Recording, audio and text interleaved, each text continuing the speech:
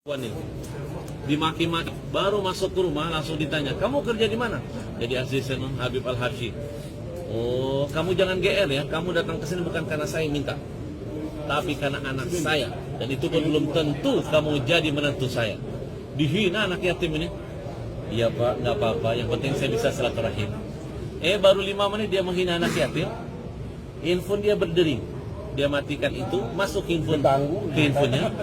Tanah yang dia beli di Surabaya, kalau nggak salah 8 miliar, ditawar oleh pengusaha properti terbesar di DKI seharga 30 miliar. Berkali-kali lipat. Jadi ketiban rezeki, bergemetar tangannya. Hah, benar ini, kamu kerja sama Habib Al-Habsyi? Coba kamu telepon Habib, saya mau ngomong. Jadi asisten saya pasti dia bisa hubungi saya. Dia telepon, Beb, ada yang mau bicara. Nangis-nangis pengusaha itu, Beb, maaf saya udah kasar sama anak buah Habib, Beb. Anak ini bawa berkah, Beb. Saya bilang, gimana nggak berkah? Pertama anak yatim, kedua anak berbakti sama orang tua. Bukti orang yang berbakti sama orang tua itu dekat dengan keberkahan. Masih ingat kisah Umar bin Khattab? Nabi nyuruh Umar. Umar itu statusnya sahabat loh.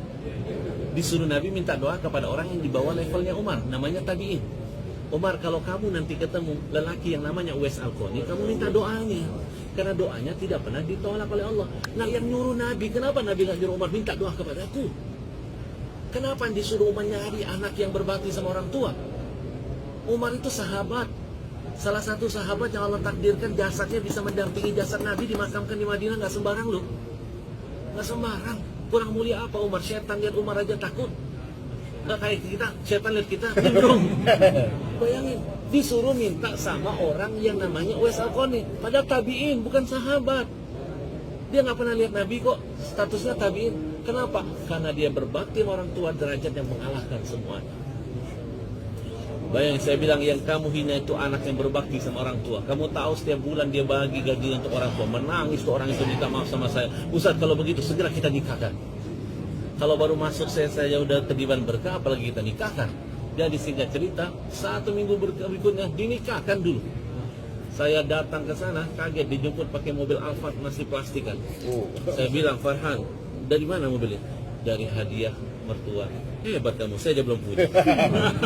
Sampai ke sana, saya dikasih lihat sama mertuanya, rumah harga 8 miliar. Ini rumah buat Farhan. Hebat kamu ya, saya aja rumah saya belum kelar. Dan terakhir dari mulut mertuanya, Farhan dikasih bisnis jadi direktur properti perumahan. Dari tukang ojek meningkat derajatnya menjadi properti direktur. Kenapa? Karena dia selalu menciptakan senyum di hati ibunya. Ayahnya meninggal, gajinya semua dia kasih ibu. Jadi antum kalau pelit sama orang tua rugi. Nggak perlu antum cari keramat yang lain. Cukup keramat orang hidup orang tua, berkah. Terima kasih Ustaz.